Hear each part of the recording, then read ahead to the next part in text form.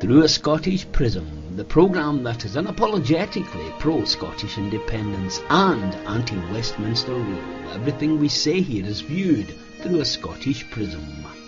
Brought to you by Barhead Boy.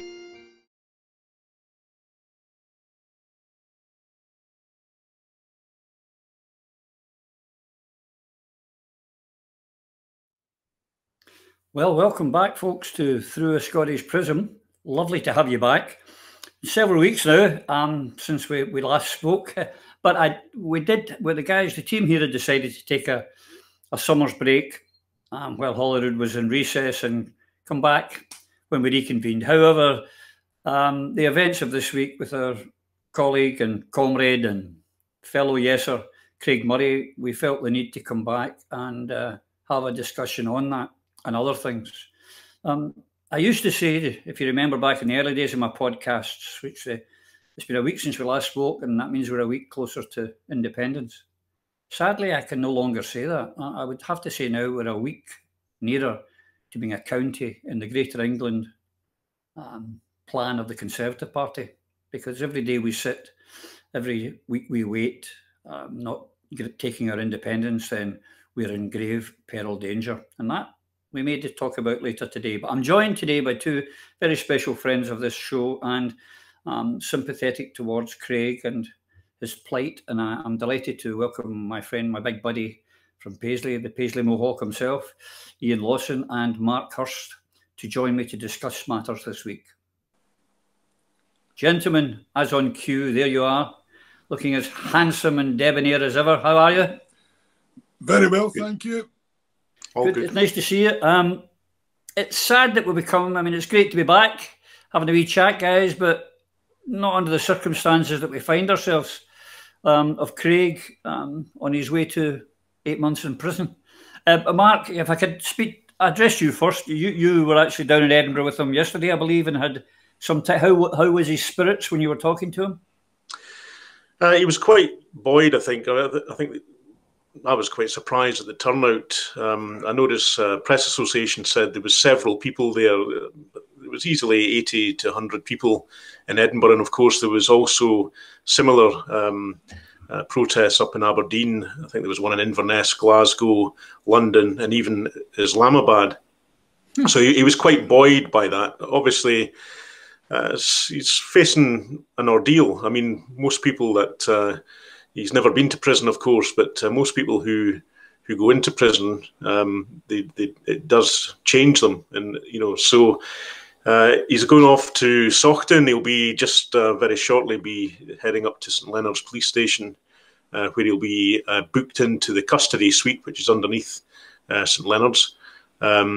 It's quite an intimidating environment. The reason I know that is that's where I was arrested and charged by police.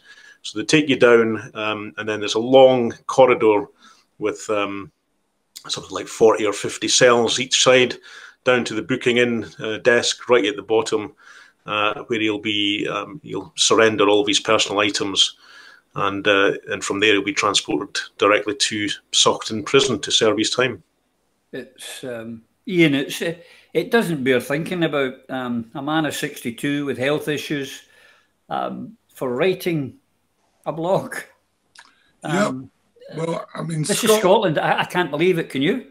Well, I mean, Scotland has just volunteered to become a pariah nation, to become a presence on the list of countries around the world who have political prisoners. Because make no mistake, Craig Murray is a political prisoner framed by the legal system in Scotland. I mean, I can just imagine his first conversation in Saughton jail when other prisoners ask him, "What are you here for?" "Well, I don't know." "Oh, come on, son. The judge must have told you. They must have spelled out what you did. What did you do?" He says, "Well, they said it was something to do with jigsaw identification." "Listen, son, this isn't the games room of the prison. You're here for something. What did you do? What did the judge say?" "Well, the judge said it was in her mind what I'd done." "There wasn't." "What? What did the witnesses say? Come on, tell me." "Well, there wasn't any witnesses. Not one." Did they spell out what you did? No, they just told me I'd been responsible for jigsaw identification. One person, you know. Yeah, it's a one-piece jigsaw. The other piece is in the judge's mind, but she is not allowed or is unable to tell us what those other pieces are, and also why the folk that are responsible for those pieces aren't in the dock alongside me. It's an absolute outrage. That's the only way to describe it. And the fact that we've got an SNP, Scottish government, sitting in the sidelines with Hamza, useless, presiding all over this, with Nicola patting him in the back, we should be ashamed in Scotland that we've allowed this to happen to an innocent man whose only crime was to report accurately the defence witnesses in the Alex Salmond trial. He was the only journalist whose reporting tied in with the eventual judgment of the mainly female jury. The mainstream media all deliberately and intentionally misreported the case. And of course, then suggested they were surprised at the end. They weren't surprised, they were just enraged. And I've been speaking to journalists this week, and I've been telling them I'm ashamed of them, that they're sitting in the sidelines letting this happen to an innocent man. Mark, as Iain's touched on here, it was unusual that there was no evidence. I mean, the actual trial of Mark was over, Craig was over in minutes. I mean, it was a very quick occasion where there was no evidence proffered, there was no witnesses, there was no cross-examination, and then a 3-month delay. It all reeks now. We're not lawyers here, we're not experts, but it doesn't seem to be a fair trial and outcome, does it? No, and it's also the very fact that I think it's 50 years since we've had a contempt of court case brought in a British court, 70 years in Scotland, speaks volumes of just how unprecedented this is. There's no question about it that this is a political conviction. Craig is a political prisoner. There's no question about that. And Iain touched on the fact, Scotland has now become this pariah state, really, because I've been speaking to journalists that I know in New Zealand and France and Canada, and they're looking on in horror at what's happened. John Pilger, who won Best International Journalist of the Year, John's been in contact with me to say that he's absolutely furious that this could be allowed to happen, because in the past, the Scottish legal system was regarded as one of the best in the world. And it's not as black and white. I mean, people have said to me, you probably don't trust the police now. You don't trust the justice system. It's not as black as white and as black and white as that, because there are nuances. Senior serving police officers have contacted me, and also senior legal figures, to express deep concern, because where the cancer lies is in the Crown Office. David Harvey, in particular, the Crown agent, the MI5. Is MI5. He's effectively the chief executive and in charge of operations at the Crown Office there. I'm not saying they've sat around a table with Nicola, in cahoots like that.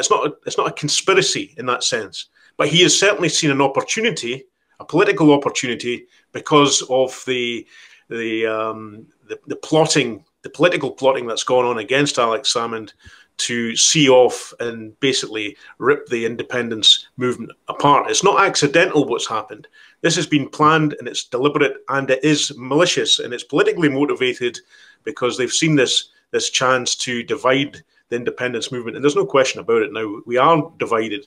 And how we go forward from here is a big question. But I agree with you. I think the longer we wait, I mean, what is she waiting for? We're seeing shelves empty. We're seeing the prices right across the board going up because of the chaos from Brexit. People are still dying from this pandemic, and what is it she's waiting for?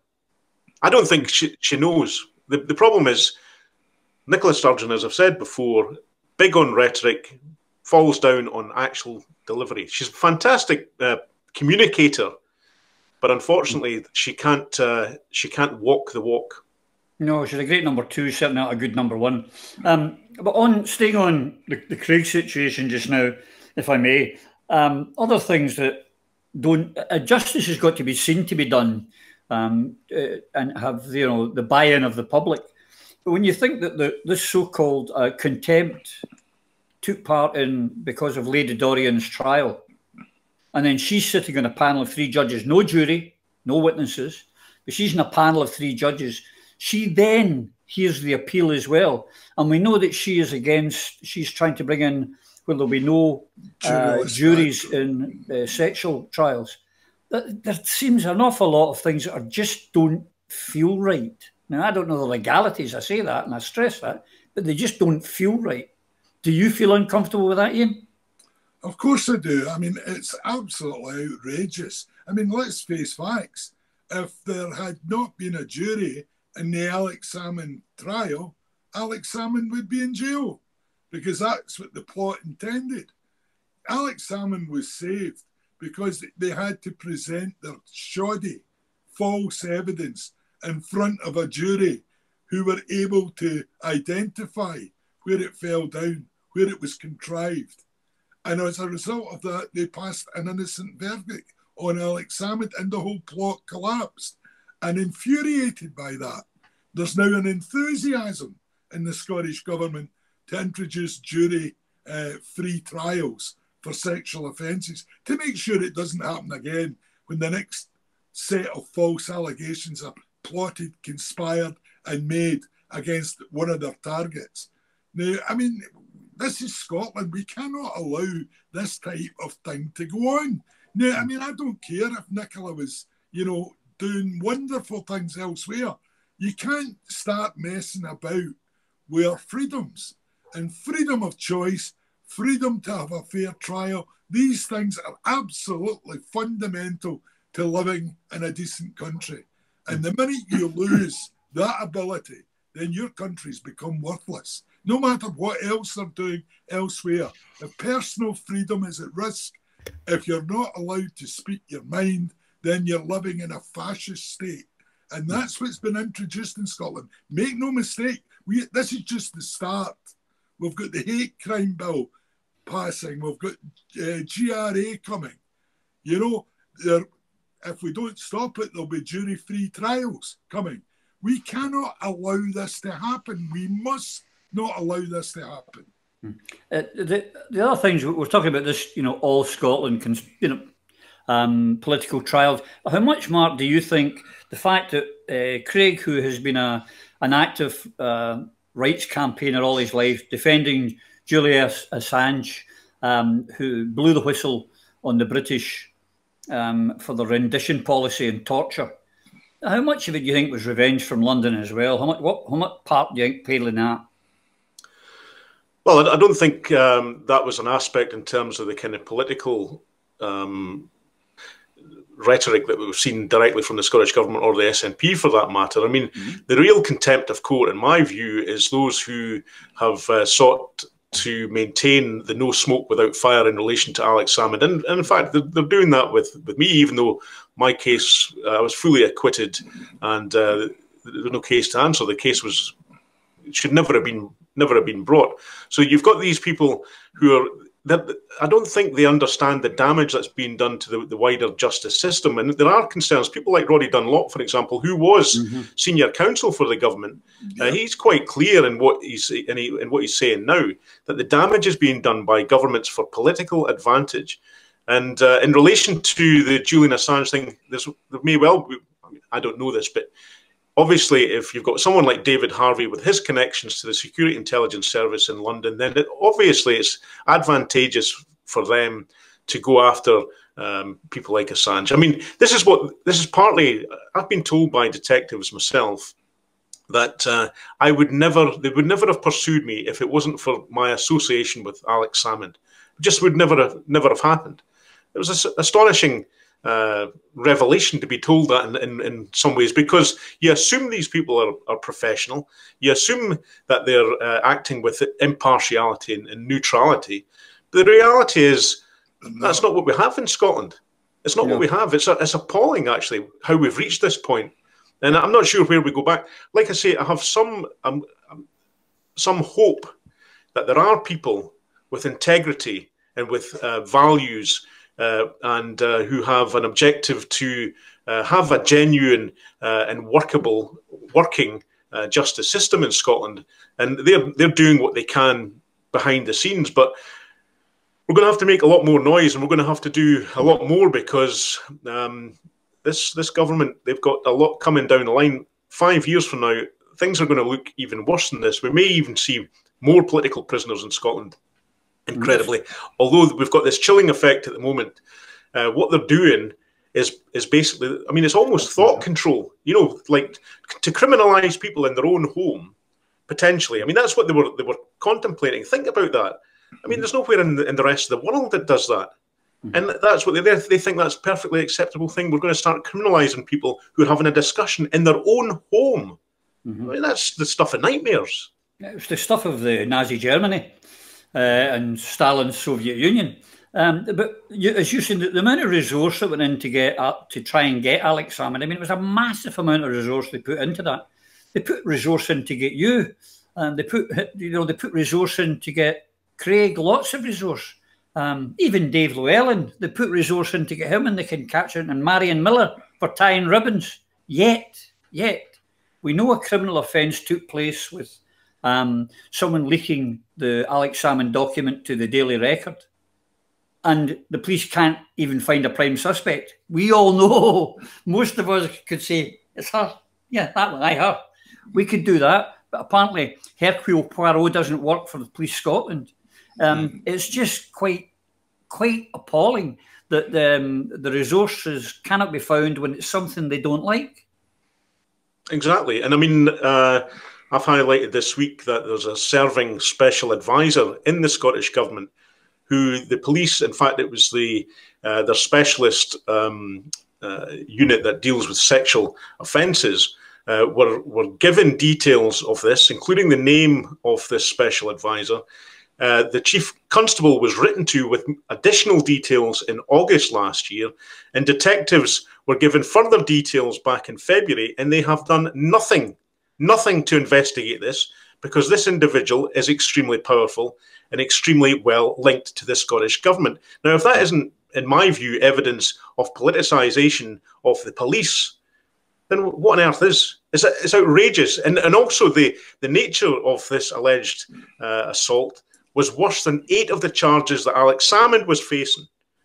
So you have to wonder what on earth is going on, that you've got this situation where the police are turning a blind eye to alleged offences and going after people and throwing millions of pounds of resources. Detectives, incidentally, that should be working on serious organised crime or other serious sexual offences, they're being diverted and used as a political force.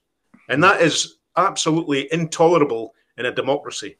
Yeah. Iain, during the trial of Alex Salmond, we found that the witness H, Miss H, who made the most serious accusation of all of a sexual assault, when her evidence was proven in court that, one, she wasn't in the city of Edinburgh on the day she alleged this offence took place, she was not in Bute House, she was not at the dinner.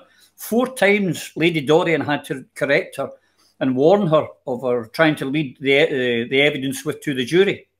And yet, she doesn't face perjury trials. She doesn't face any inquiries into that evidence she gave. It confirms what Mark's saying here, is there's one law for some and there's a law for others.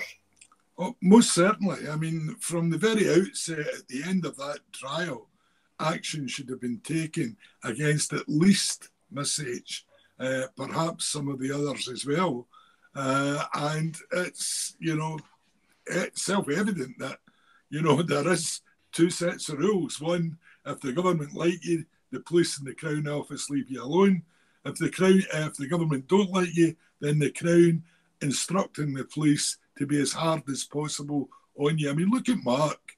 Mark, his court case lasted minutes. He got there, a reasonable, normal judge heard what the prosecution had to say, then said, there's no case to answer here, case dismissed. But, that wasn't Mark getting off. Mark had lost money. he had lost work. He had all these months of worry, you know, because two people made allegations against him. And who were those two people? Well, I'd love to tell you, but unfortunately, they're secret. Their identity must remain secret because of the previous trial against Alex Salmond. Because there you go, it was the same people again, making the same useless, malicious allegations, costing the taxpayers money, taking up police time, taking up Crown Office time, taking up the judges' time, you know, and they walk away, you know, not affected. They haven't cost them a penny. They've caused all this trouble and they walk away. And yet our government, our prosecution services, don't think it's worth prosecuting them. I'd have them in within seconds. Unbelievable. It just keeps getting worse and worse. And, you know, they definitely are trying to silence the new media. They do not want criticism. I saw a great disappointment to a man who I had massive respect for and belief in was Mike Russell. And his take on this was, well, it was just what happened and you shouldn't break the law sort of attitude to Craig. I was appalled. Did you manage to read it, Mark, what he said? I didn't actually, but I'm not surprised, to be honest with you. I mean, you know, I've known Mike Russell for a long, long time, over 22, 23 years. And, you know, he is a party man. And he once harboured ambitions himself, actually. He did contemplate, when Alex stood down the first time, there was the contest between Alex Neil and John Swinney. Mike Russell seriously considered throwing his hat in the ring at that point. But he knew he didn't have the backing of the membership to do that. So I think, I mean, I'm not entirely surprised that he's taking that view. He's, I mean, I don't dislike him personally, but I mean, he is an establishment party figure. So I'm not entirely surprised he's gone down that route. Yep. But, you know, why hasn't he said, you know, like we've got other issues there. I mean, Mike could have taken a far more correcting role in terms of the other prosecutions that have gone on, and he's not done it, you know, for whatever reason, you know. No. But it's not just Mike Russell. I mean, one of the most appalling facts about this whole episode is that we've got all these elected representatives the SNP have in both Holyrood and Westminster, and not one of them has put their head above the parapet and said, we're very concerned about what's happening, you know, in Scotland at the moment, and we're very concerned about malicious charges, about, you know, people that are in the hierarchy of the SNP being directly involved in making those malicious charges. Now, you know, it appalls me that we've got all these folk that are supposed to be leading Scotland to freedom, yet they sit below the parapet, scared to give a whimper about the wrongdoing of the leadership in Scotland at the moment. Now, these folk are never going to lead Scotland to independence. No. You need to have selection meetings across the country next time round and remove every single one of them. That's what's needing done, because we ain't going to make any progress while we've got cowards representing us in Parliament. I've got another plan for that, but that's for another show. But we'll remove them. But on the last two things on the trial, there's two things. There was I can't remember the gentleman's name. He's serving 6 months in prison. He actually named names of some of these women, these accusers, right. And he gets 6 months in jail for actually naming them. But Craig gets 8 months for not naming them, for allegedly giving some jigsaw. I mean, it stinks to high heaven. And the other one, the guy, I'm just looking at check his name, Grant Carty, SNP member in Stirling, who threatens to rape and murder a member of Parliament in Joanne Cherry for her because she dares to speak up for women and lesbians and gays. He threatens to kill her, and he gets a community service order. Yeah, and worse than that, on the day that information about the community order became public, the SNP chose that day of all days to announce that they were appointing a new complaints officer at SNP headquarters, and the person getting the job is an arch critic of Joanna Cherry. You could not make this stuff up. Oh, it's absolutely appalling. And that was them cooking a snoot at the courts and saying, we'll put him in charge now. I mean, I've got to say, and this is quite interesting, in all the years I was in the SNP, there never needed to be a complaints officer in the SNP, you know. And it sort of destroys this story that everything's sweetness and light, and everybody thinks Nicola's doing such a great job, and that Peter's just a whiz in the office. You know, they're appointing a complaints officer for the first time I've ever heard, you know. So that tells its own story, does it not? Well, I cynically yesterday put out a tweet saying I think he's there to dispose of the complaints, not to address them. And I think that's nearer the mark, because he's made it clear in what he said about Joanna that she was to shut up, be quiet, and stop being a transphobe and all this. This is the guy that's meant to be sorting out complaints. So if I put in a complaint saying I think, you know, I don't agree with this GRA stuff. And even better, in his attack on Joanna, he went on to say you shouldn't be involved in politics if you're not able to handle any criticism that comes up. That came from the same guy who yesterday turned off his Twitter replies. You know? So, I mean, it's really good fun these guys are getting, but I mean, it's not good for Scotland and it's not good for the independence cause. No, it's like we're living in a John le Carré very bad novel. And I mean, it really is, the stuff that's going on.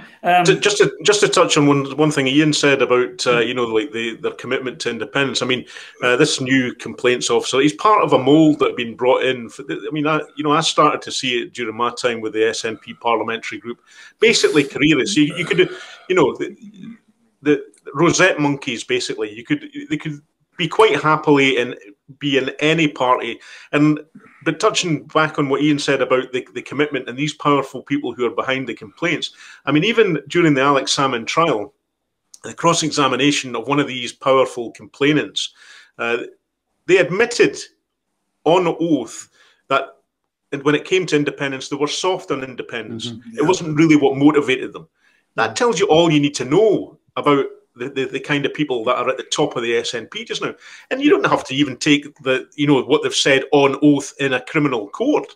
You just have to look at the action or inaction that they're kicking it down the can. I mean, my criticism of the SNP, like I have been a long-term critic of this leadership under Nicola Sturgeon.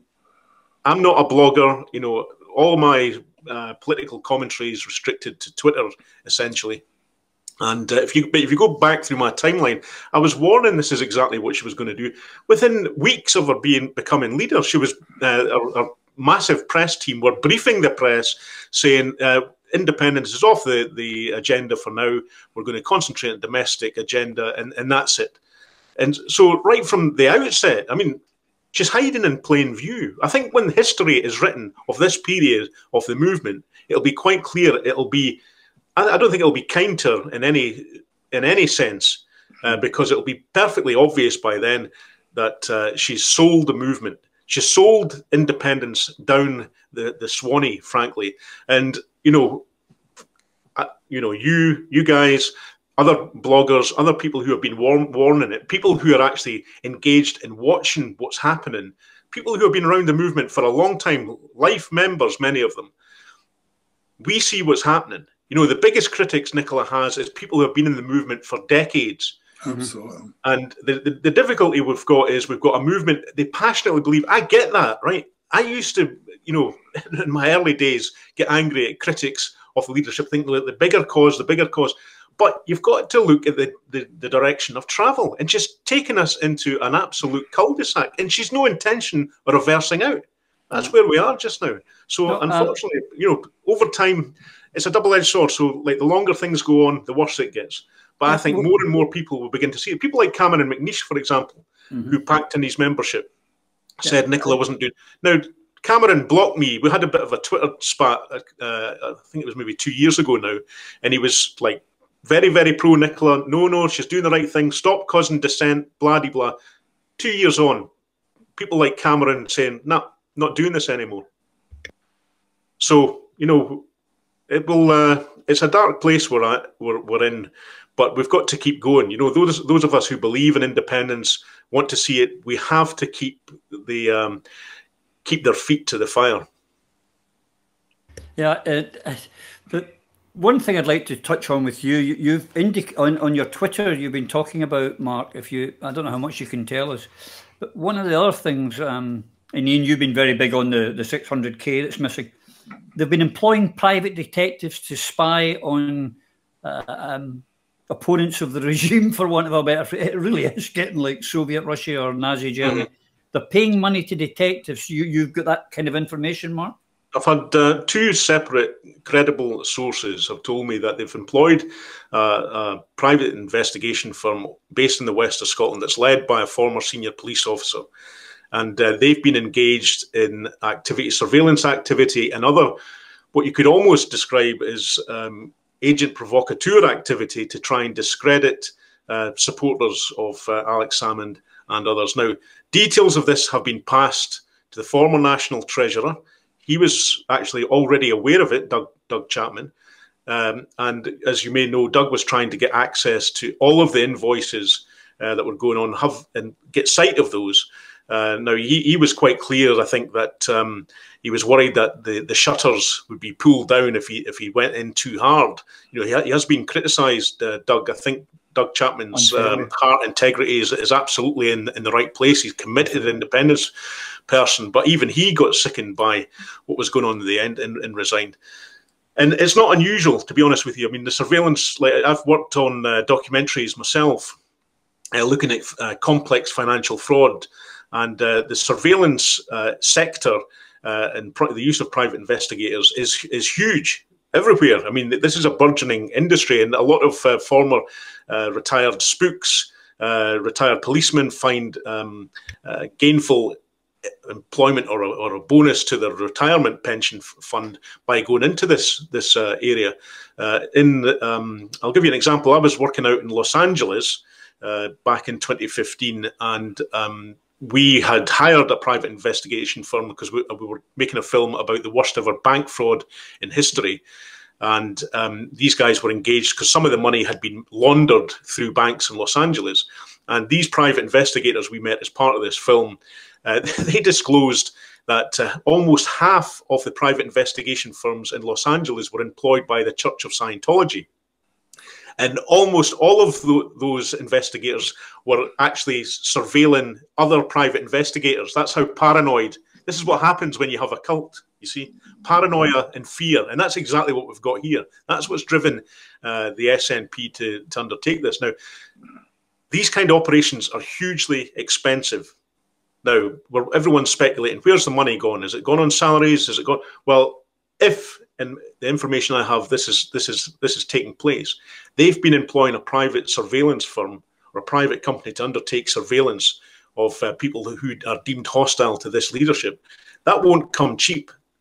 It'll cost tens and tens of thousands of pounds, at least, possibly more. Depends how long it's gone on for. But it has been going on, and that's why we need to have full disclosure from. If they think this is rubbish, I tell you what, hand over all of the invoices to the new National Treasurer and let him come to a view, Colin Beattie, let Colin come to a view on whether this money has been best spent for the independence cause or not. So we'll see what happens. There's still some time to go yet with that, but there'll be more information coming out, I'm sure, in the next weeks and months ahead. Well, we're speaking about spending money, because you remember that Nicola's on record as saying every penny the Scottish National Party spend is spent on promoting independence.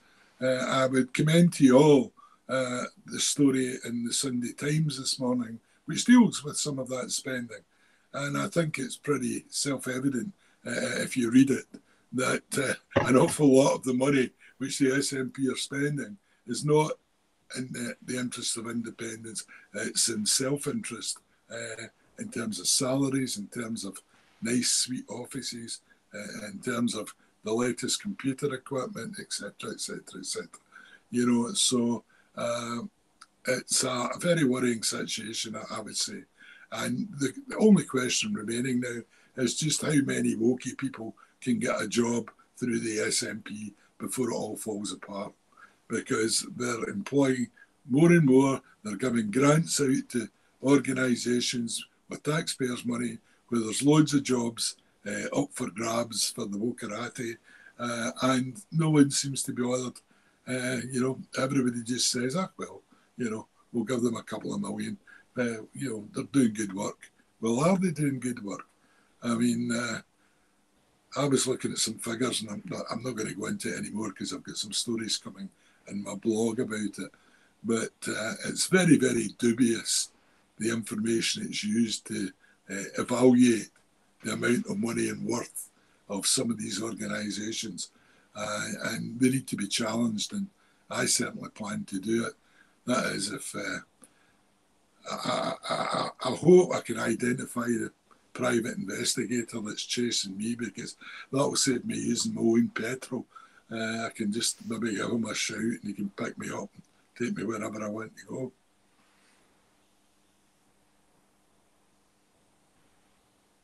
You're on mute, Roddy. Have we lost them? Oh, where are we with independence?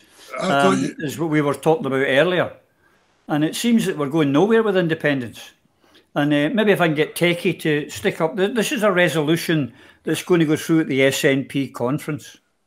And there's it's about the draft referendum bill. Let me to read it. The most important part is the conference welcomes the draft referendum bill published before the recent Scottish parliamentary elections and the commitment in our manifesto to passing that bill, holding a referendum as soon as it's safe to hold a proper, detailed, serious national debate on independence. Conference notes that the Scottish Parliament elections results in May demonstrate clear majority support for a referendum on independence. All good so far, guys. We're all behind it. We're backing this motion. Now comes the sting in the tail. Conference believes that the people in Scotland should not have their health, well-being and future economic potential compromised by holding a referendum on independence before it is safe to do so, and that this decision should be determined by data-driven criteria. We don't know what data, by whom or what. Maybe something that Boris knocks up. And clear end to the public health crisis, which would allow a full, normal and energetic referendum campaign. I thought we had a full, energetic election campaign in May, but apparently they're different from referendum campaigns. Why? Maybe you can tell me in a minute, guys.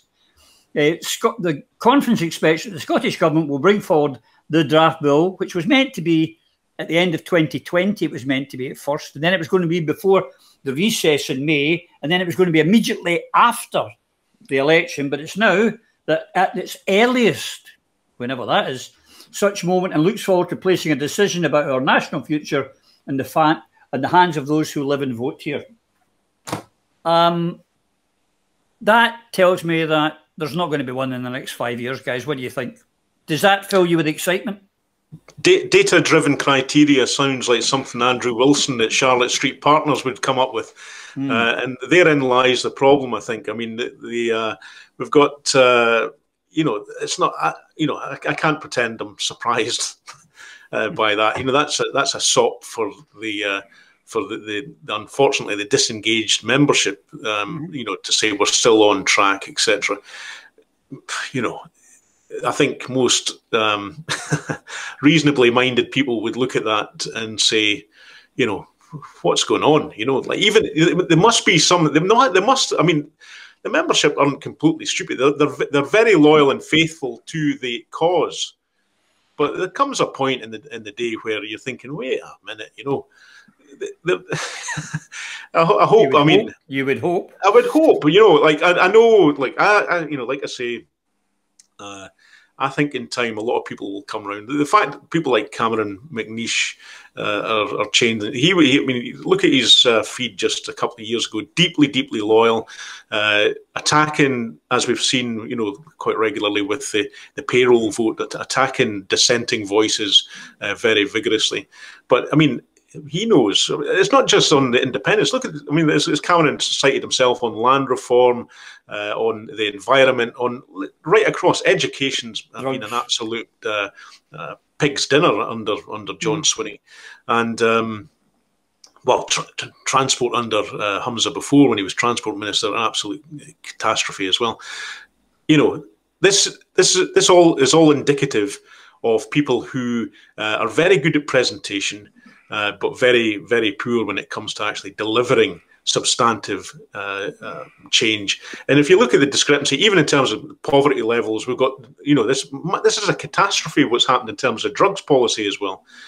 For them to go, oh, well, Angela Constance is now on it and everything's going to be rosy. And the guy's nonsense. They've known this was a problem for years, and they've done nothing about it, So it's not just on independence. If you pick apart every aspect of it, even on the things they're meant to be good at, I mean, they are, at the end of the day, home rulers. They're like the Redmonites in Ireland. They talk a good game, but really, when it comes to delivery, they don't have it. They just don't have it.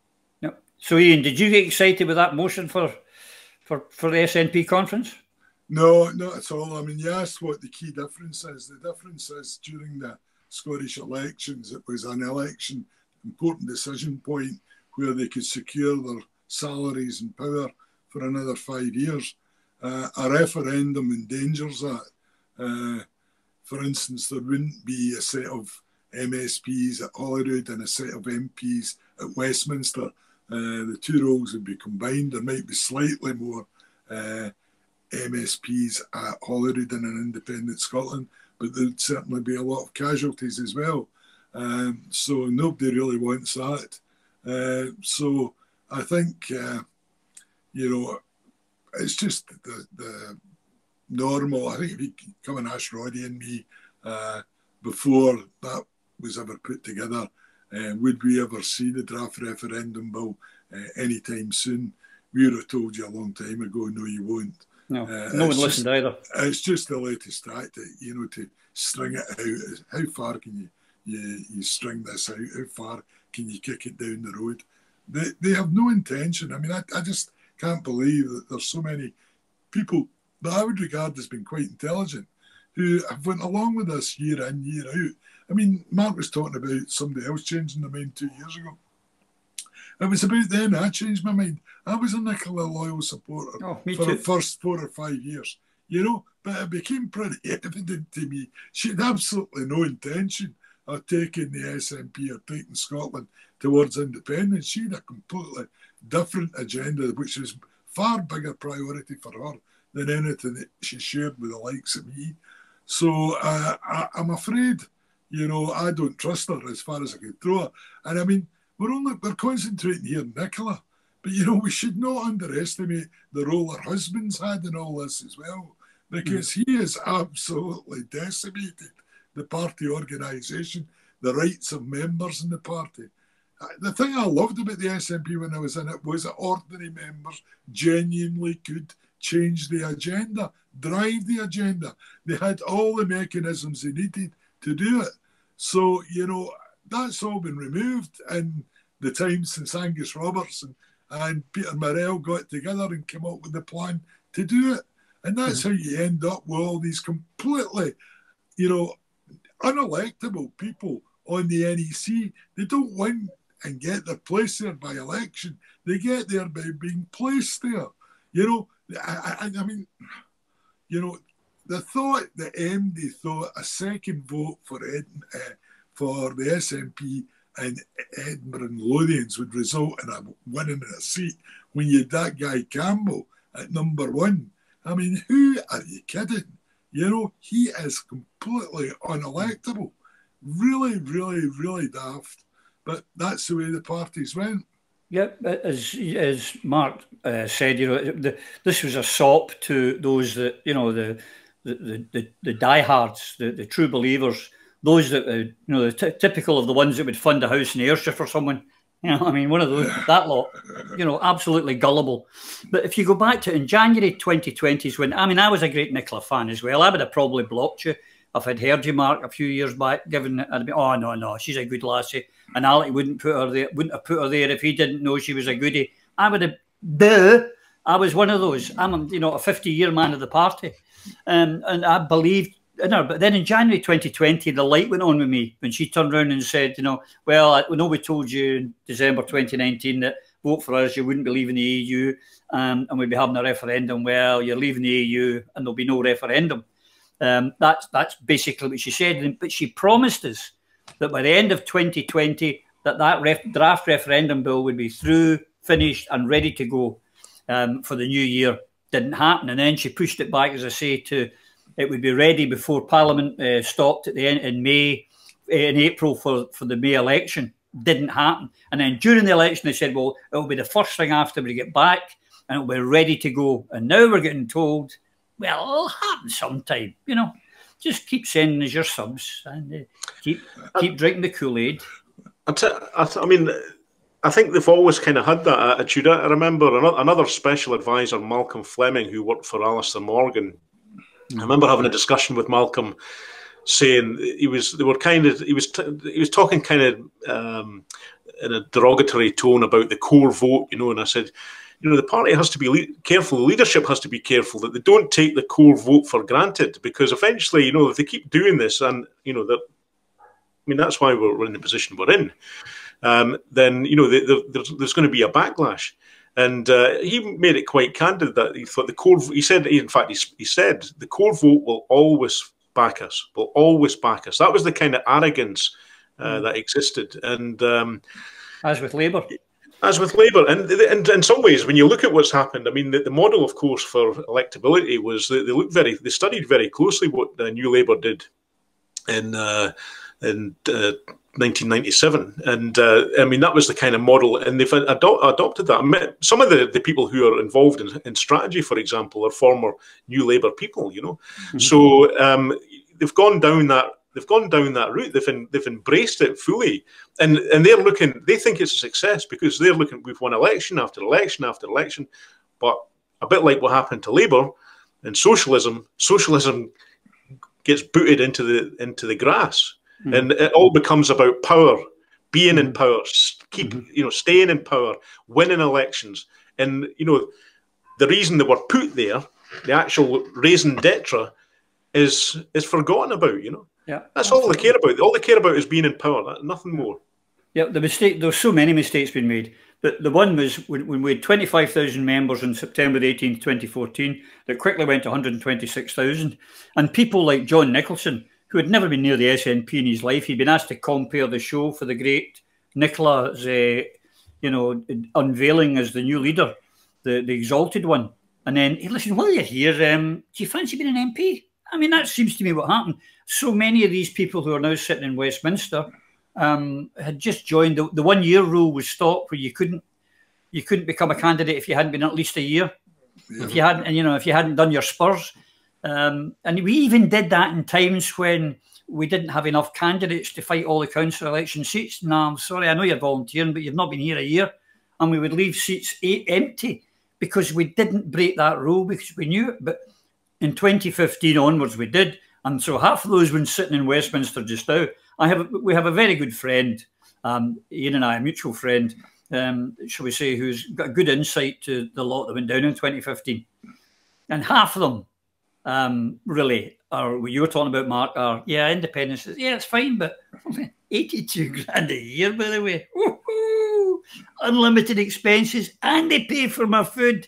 Yeah, what? Your houses. Never mind. You've not got a job. I don't care. I've got 82 grand a year. I used to earn 15. That's the problem. We've got the careerists that were in the Labour Party. I've got bad news for you guys. Not anymore. We don't need anymore. Listen to me out. I mean, this came up at the last NEC. We're complaining here about the candidate selection for the elections at Holyrood and at Westminster, and how it's fiddled and controlled. They've now decided to take control of the candidate selection for council seats. They're going to centralise it. And to make sure that they're the all-powerful ones, they've passed a resolution that councillors, in other words, the people that are already elected in those areas, they can have no vote on the selection. Right? So the people that are sitting in the councils, representing people who actually have a knowledge about how it works, they have to be denied a vote, while some unknown buffoon sitting in Edinburgh is going to sit down and decide, looking at a bit of paper, whether the person's suitable or not. And wait a minute, Age 21 probably as well. Well, no, there's a new rule. There's a new rule. Extra consideration has got to be for the same criteria as the folk that managed to get automatic places at the top of the list for the Holyrood elections. Yeah, so, I take it all candidates have to know their pronouns as well. I take it. Yeah, absolutely. There's no Mr. Big involved in this or Mrs. Big. You're not allowed to use those terms. Yeah, yeah. Why does that not surprise me? Unbelievable. Yeah, we're coming towards the end of our chat. As always, I could probably go on for about another hour and a half here. I don't see, from the SNP perspective, Mark, I don't see any light at the end of the tunnel. Do you? Not unless it's a train coming towards us. No, we can hope. Yeah, I mean, I wish it. Funnily enough, I was speaking to people at the Craig Murray protest yesterday, and talking about how grim it is. I mean, there is. If yesterday, although I think it did buoy Craig, I mean, it felt a bit like a wake, and I think, I always suspected that they would jail him, although he had his appeal, and I thought there are grounds. I don't believe. I think this jigsaw identification is basically been set. He's been set up basically to get somebody, get a scalp, and they've thrown massive resources at it. So we are in a very dark place at the moment, and just speaking to people yesterday, I'm certainly looking at exile. Like if the way things are going, 5 years from now, because I don't think they're done with me. I don't think they're done with Block. They're doubling down, and for them, obviously, we're a direct. You got to, I'm not motivated. I've never had any aspirations to be a politician. I was asked many times to stand as a parliamentary candidate for the SNP, and I turned it down. I'm a Republican for a start, so swearing an oath to to a foreign monarch right at the start of my political career is not something I could have done, I think the difficulty we've got now is that, we could be in, I think they're going to start hunting those who, I'm still being harassed online. I'm still losing work, incidentally, because of, although I was acquitted, the very fact that a face trial is in the eyes of some people, irredeemable, So that's what they're out to do. They're out to smear. I mean, to be honest with you, I think in terms of what happened to Alex, I don't think they set out right at the start to see him jailed. In fact, you can see that in some of the evidence that was given. But when it became clear they'd acted unlawfully, at that point, when they realised their own careers, their own incomes, their own wealth and status and all the rest was under threat, they were literally prepared to do anything to destroy him, including sending him to prison for what would have been the rest of his life. And anybody that was defending him, as myself and Craig did, we were fair game in their eyes, And they were. I don't think they've got a conscience when it comes to these are pathological traits that we're seeing. This is not normal, But we're seeing desperate people. These people, what they regard as valuable is power, is authority, is status. These are the worst traits that you can have in a leadership, in a political leadership. And that's what we have. We have a tyranny, really, in Scotland. And it's going to get worse. And the only way I can see to counter that is, I think we're at a stage now where we need, and I've said this before, we need organised, coordinated, peaceful, civil direct action. We need to disrupt them. And, that means... there is an element of that online, but we need to be protesting. We need to start making things very, very difficult for them, and perhaps even playing them at their own game. I mean, one of the reasons I was targeted was I've never hid behind a veil of anonymity. I said who I was when the police came. I said, "Look, that's me in that video." I never hid behind that. Actually, if I'd turned around and said that wasn't me, it would have been very difficult for them. Like if I'd said, oh, my Twitter account was hacked because the video that it was posted on was on a close link. Oh, no, somebody's hacked into that. That was never meant to have been seen. But I didn't do that. I stood by what I said. And even when the Procurator Fiscal, because that's the only evidence that was led, this is part of the case that I'm pursuing for malicious prosecution, that when the Procurator Fiscal in my trial stood up and played the video, and the sheriff said to him, Fraser Matheson was the Procurator Fiscal. He says, "Is that it, Mr. Matheson? Is that all you have?" And he says, "Well, we can play the video again." And the sheriff shook his head dismissively and said, "I don't think so. We've got the transcript." And so he had to sit down. That was it. I mean, I think in fairness to Matheson, I think the instruction to prosecute in any event came down from the Crown Office in Edinburgh and David Harvey, the Crown agent. So you could tell, I could tell by the body language of the Procurator Fiscal here, this was a case that he didn't want to bring, because it undermines his credibility, of course, in front of the sheriff. That's a sheriff he has to appear in front of regularly, and he's presenting this Mickey Mouse built on sand case to him, So, where we go, there are risks. I think we're going to see more people arrested. I think we're going to see more malicious prosecutions. That's why I think my case is so. It's not about I've got demonstrable financial loss as a result of the prosecution that was brought against me. I've said that those who fund my crowdfunder will be paid in full when, as we expect, I'm awarded. You only get 80% of the costs back, but from the associated compensation that I'm hoping to get, I will, became too confusing to explain. It's only 80%. Could you just give the viewers the site where they can contribute to help you fight this case, and we'll put it in the box below as well, folks. But okay. On you go, Mark. Give us that address where they can donate. CivilLibertiesScotland.com is the website. There you go, folks. If you've got a few quid, throw it in. Yeah, and like I say, unlike the other crowdfunder, this, like I say, one of the things I stressed when I first had the first consultation with my legal team, Andrew Smith QC and Gordon Dangerfield, solicitor advocate, I wouldn't have taken this case if they didn't think there was a high degree of confidence that we would succeed. If it was only 50-50 even, I probably wouldn't have pursued it. But there's already been, as if you've read Gordon Dangerfield's excellent blog, there's already been precedents in terms of the case. Andrew Smith, when he was representing the Rangers liquidators, presented a hypothetical case before 5 judges about how you could have a de facto malicious prosecution. And these were that a case is brought by the prosecution where there's the evidence isn't contested, but the case is thrown out with no case to answer. And the judges ruled that was a de facto malicious prosecution. There should have been a threshold at some point for the Crown to go, hang on, the evidence is if we lose this, we're in trouble.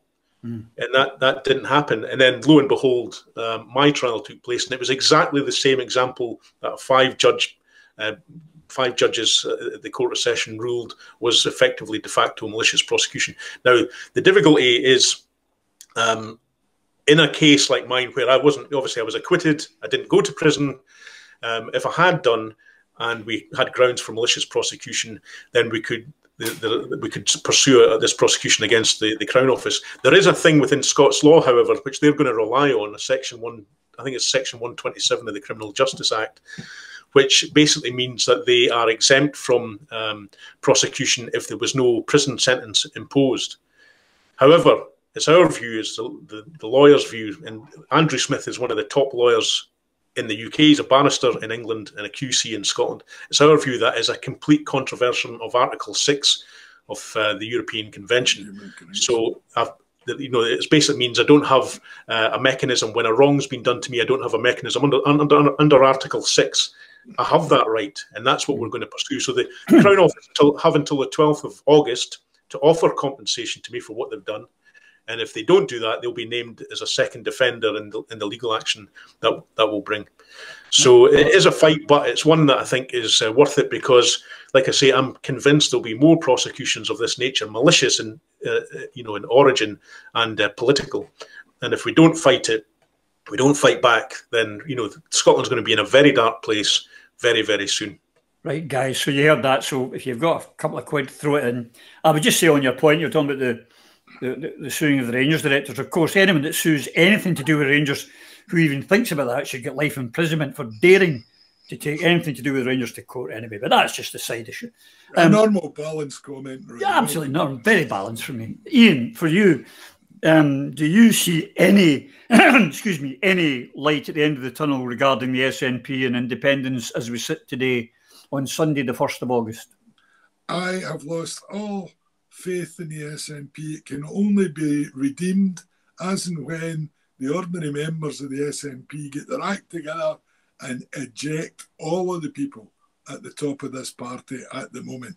And that is the professional staff in headquarters, as well as the political leadership in the parliaments of both Westminster and Holyrood. Hard task. It's an enormous task, but I mean, let's face it, it's the ordinary members falling asleep at the wheel that allowed these takeovers.